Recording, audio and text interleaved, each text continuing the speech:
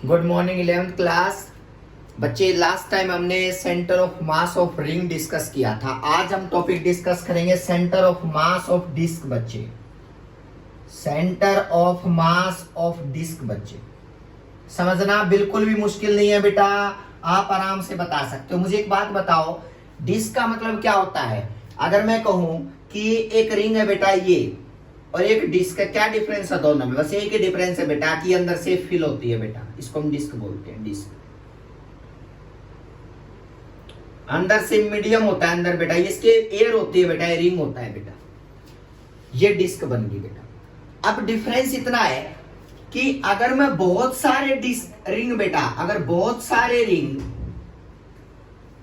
ऐसे कनेक्ट करता जाऊं, ऐसे कनेक्ट करता जाऊं ऐसे बेटा, तो क्या बन गया? टोटल कॉम्बिनेशन डिस्क बेटा। मतलब रिंग का कॉम्बिनेशन ही डिस्क बोला जाता है बेटा। बहुत सारे रिंग कनेक्ट होके डिस्क बनाते बेटा। अब सुनना, ठीक है सर, डिस्क हम समझ गए। अब इसका सेंटर ऑफ मास कैसे निकालो? रिंग का निकालिया, हाफ का निकाला था, और हाफ का पता है कितना आई थी लोकेशन बेटा? YCM। मैं लिख देता हूं बेटा, जो YCM आई थी ना बच्चे, वो आई थी 2R/पाई, और एक्स एक्सिस में उसकी लोकेशन आई थी 0। मतलब सेंटर ऑफ मास की लोकेशन हमने पढ़ ली थी बेटा हाफ रिंग के केस में बेटा। डिस्क में हाफ में ही पढ़ेंगे क्योंकि बेटा फुल की हमेशा सेंटर पे आती हो तो सबको याद है, लेकिन हाफ की आपको निकालनी पड़ेगी बेटा। तो सुनना, हाफ डिस्क का कैसे निकालेंगे? Centre of mass of a semi circular disc बेटा, सेमी सर्कुलर डिस्क। सुनना बच्चे, क्या होगा? मान लिया मेरे पास एक हाफ डिस्क है ये बेटा, ये वाली। अब हमें पता है कि सर अंदर से तो कंप्लीट फिल होती है, सर ये लो कंप्लीट फिल होती है, तो बेटा मैं क्या दिखा दूं यहां डॉटेड डॉटेड करके ऐसे कुछ ना मटेरियल। मान लिया बेटा ये अंदर से कंप्लीट फिल बेटा, ये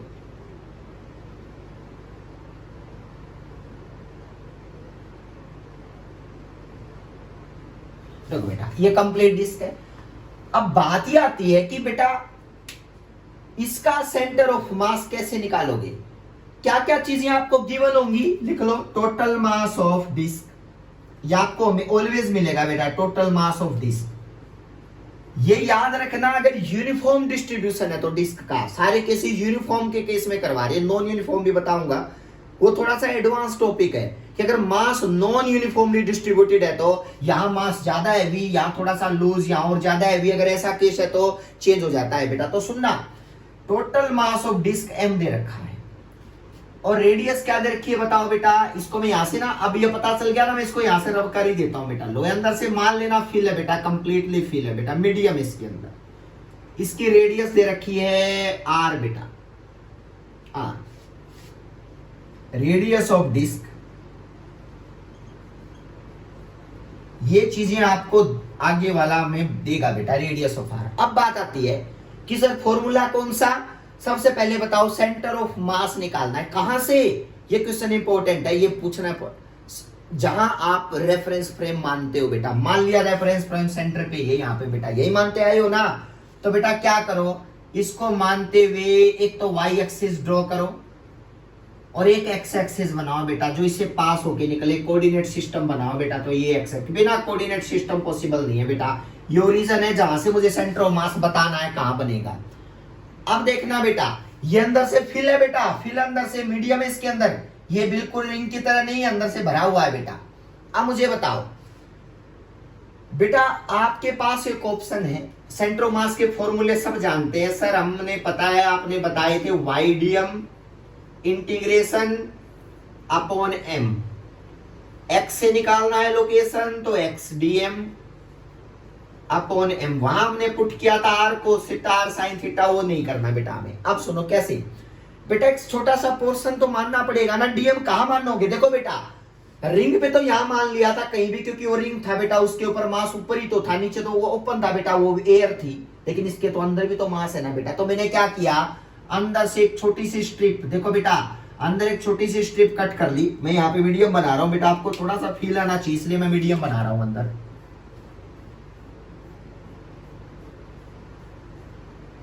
अब सुनना बेटा, मैंने छोटी सी स्ट्रिप कट कर ली, अब की बार यहां पे टाए अंदर ही ये बेटा,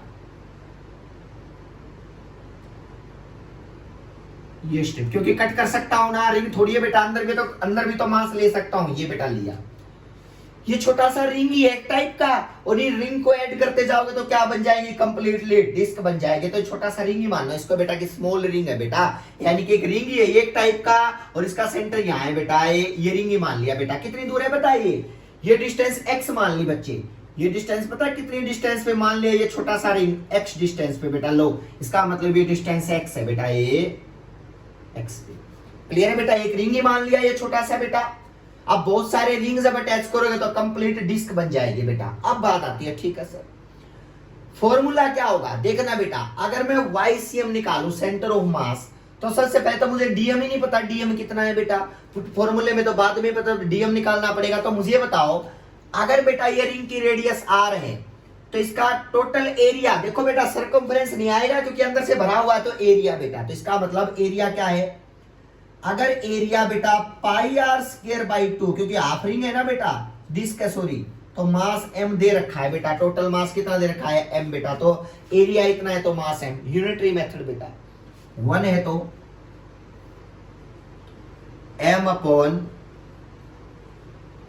पाई आर स्क्वायर बाई 2। अब सुनो बेटा, अगर मैं आपसे कहता हूं स्मॉल स्ट्रिप का एरिया निकालो कितना होगा बेटा, तो एरिया ऑफ स्मॉल स्ट्रिप कैसे निकालोगे बेटा, एरिया ऑफ स्मॉल स्ट्रिप बेटा, जो आपने डीएम मास मान रखा है, और उसको इससे मैं क्या कर दूंगा, मल्टीप्लाई।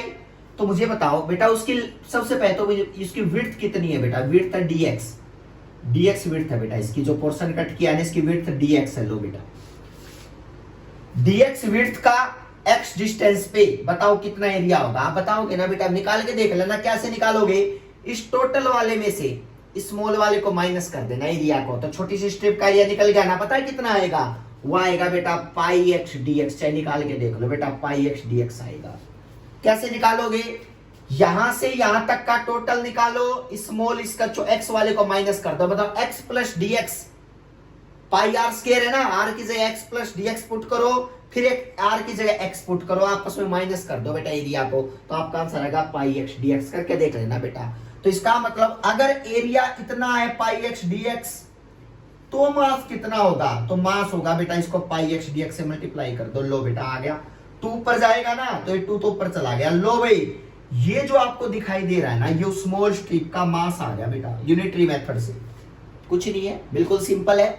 इसका मतलब यही मास है स्मॉल स्ट्रिप का, एरिया तो इसी का लिया है ना, तो यूनिटरी मेथड लगा दिया, इतना है तो मास m दे रखा है, 1 है तो ये बेटा, और अगर पाई एक्स dx है तो मल्टीप्लाई कर दिया, तो इसका मतलब ये स्मॉल स्ट्रिप का डीएम मास आ गया। तो डीएम मास को अलग लिख लो बेटा, dm is equal to pi से पाई कैंसिल बेटा, 2mx dx by R square.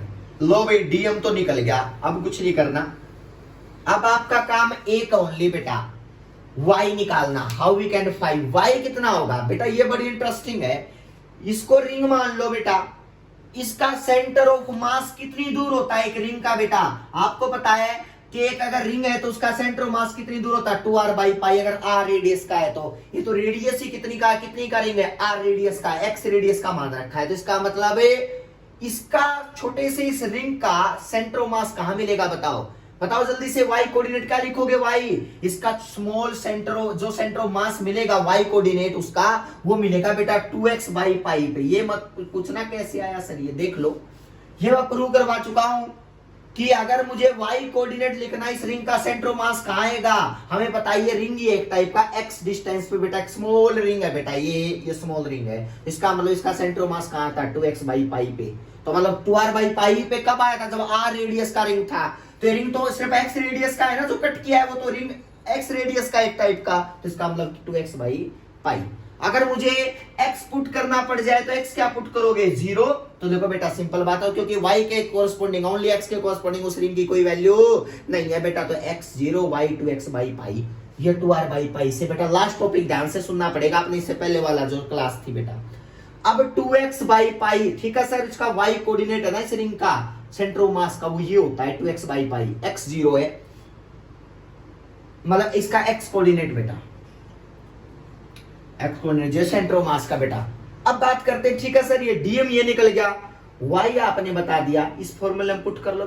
x का निकालने की जरूरत नहीं है क्योंकि पहले ही 0 पुट कर दूंगा बेटा, फायदा नहीं है। अब बताओ मुझे क्या निकल के आया, बताओ रिजल्ट क्या निकल के आया। ध्यान से देखना भाई, कुछ भी नहीं है बेटा, बहुत इजी है रिजल्ट। क्योंकि x और y क्या होती हैं, सेंटर ऑफ मास से डिस्टेंस होती हैं बेटा। स्मॉल मास ये मान रखा है ना, इसका सेंटर ऑफ मास कहां बनेगा, रिंग है तो 2r/π वाला फॉर्मूला लगाओ। तो इसका मतलब x डिस्टेंस पे है तो 2x/π, तो इसका मतलब उस स्मॉल स्ट्रिप के सेंटर ऑफ मास की लोकेशन आ गई 2x/π बेटा, जो y एक्सिस की बेटा। x की क्या होगी बताओ, 0, क्योंकि x एक्सिस में तो लाई करता ही नहीं बेटा इस रिंग का सेंटर ऑफ मास बेटा। और बहुत सारे रिंग को ऐड करके क्या बना देते हैं, डिस्क बेटा, तो इसका मतलब 2x/π याद रखना, ये y की वैल्यू बेटा। अब बात करते हैं आगे, सुनो बेटा, y की वैल्यू पुट करो, YCM की लोकेशन, टोटल डिस्क की लोकेशन का जो इंटीग्रेशन, एक रिंग वाले का क्या है बताओ, लोकेशन 2x/π है बेटा, ये स्मॉल स्ट्रिप की लोकेशन सेंटर ऑफ मास की।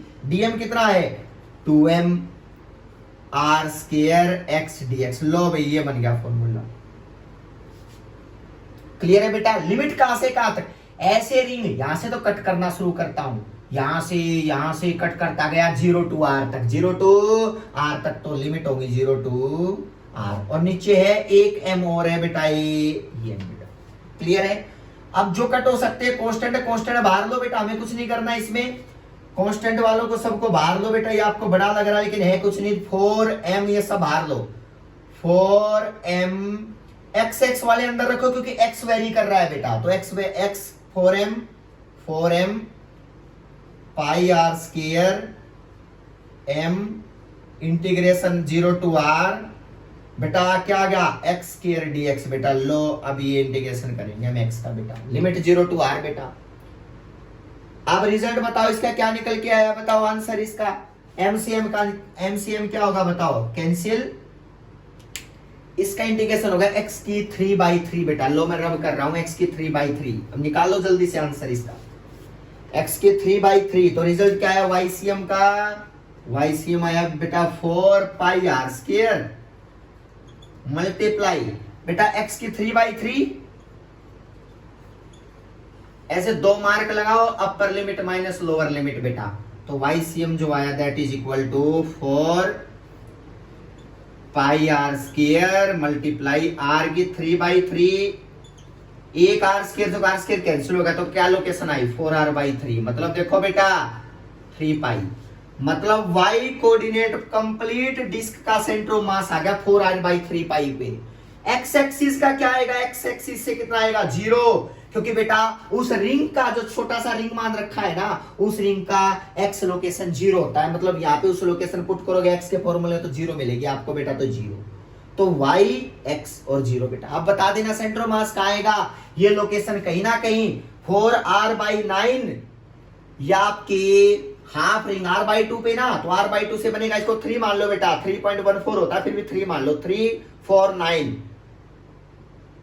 हाफ से भी नीचे आप चेक कर लेना बेटा, r/2 होगा यहाँ पे, r/2, तो इसका मतलब यहां कहीं पे आप वैल्यू खुद निकाल लेना बेटा, ये तो लोकेशन बनानी, तो आप क्या तो पाई को 3.14 करके देखना r कहां से y एक्सिस में कितना आएगा, तो आप ये that is the location of centre of मास, ये लोकेशन बनेगी सेंटर से, आपसे भी नीचे बेटा, ये आपसे भी नीचे है वैल्यू, सुन लो बेटा, चाहे चेक कर लो, इसका मतलब ये वैल्यू यहां बनेगी, और that location is equal to 4r/3π, clear है बेटा। तो centre of mass y x में कितना जाएगा 0, तो मतलब सेंटर ऑफ मास डिस्क का कंप्लीट डिस्क का है बेटा, क्योंकि इंटीग्रेशन के बाद आया है, तो यहां बनेगा सेंटर ऑफ मास की लोकेशन। ये आप लोगों को याद रखने पड़ते हैं, ये अगर कॉम्पिटिटिव एग्जाम देने हैं तो ये याद रखने पड़ेंगे। तो ये बताया मैंने बेटा कि किस तरह से आप अज्यूम करके उस चीज के सेंटर ऑफ मास तक पहुंच सकते हो, उसकी लोकेशन तक पहुंच सकते, क्लियर है बेटा। अगर एक कंप्लीट डिस्क होता तो क्या होता बेटा, अगर कंप्लीट डिस्क होता तो क्या करते, देखना बेटा, अगर ये डिस्क कंप्लीट होता तो याद रखना सेंटर ऑफ मास कहां था 0 0 बेटा, तो लिख लो फॉर कंप्लीट डिस्क बेटा, उसके सेंटर में बनता, और complete disc the centre of mass coordinate is centre of mass formed at origin बेटा, चाहे रिंग हो डिस्क हो, अगर फुल है ना बेटा उसका 0 0 मतलब ओरिजिन के ऊपर बेटा, फॉर्म्ड एट ओरिजिन, अगर वो ओरिजिन पे ही बैठा है तो बेटा ओरिजिन वहीं पे बनेंगे बेटा, ये आपको निकालने की जरूरत नहीं, आप कर सकते हो। बस एक चीज बदलना, लिमिट बदल लेना, 0 टू, यहां पे देखो बेटा फुल डिस्क के लोगे ना, तो फुल डिस्क में ऊपर वाला पोर्शन जब इंटीग्रेशन करोगे तो -r to r लेना पड़ेगा, -r to r बेटा, क्योंकि बीच में बैठे हो ना, ये -r ये +r, क्योंकि y एक्सिस नीचे, तो आप जब लिमिट पुट करने की बारी आएगी ना, तो y कोऑर्डिनेट आपस में कैंसिल आउट हो जाएंगे बेटा। -r to r करके देख लो, -r to r करोगे तो आंसर 0 आएगा इसका भी बेटा। तो इसका मतलब इसकी लोकेशन सेंटर पे मिलेंगी हमेशा, तो x तो वैसे ही 0 है, y भी आपको क्या मिलेगा, 0 मिलेगा बेटा। ये आप करके देख लेना, चाहे फुल डिस्क का हमेशा सेंटर बनता, आपकी लोकेशन क्या होती है सेंटर से, y कोऑर्डिनेट 4r/3π और x कोऑर्डिनेट 0 बेटा, मतलब y एक्सिस की साइड जाएगा, x की साइड नहीं जाएगा, क्योंकि वैसे देख भी सकते हो रिंग y एक्सिस के लोग है बेटा। You can find that value. Clear है? Thank you so much.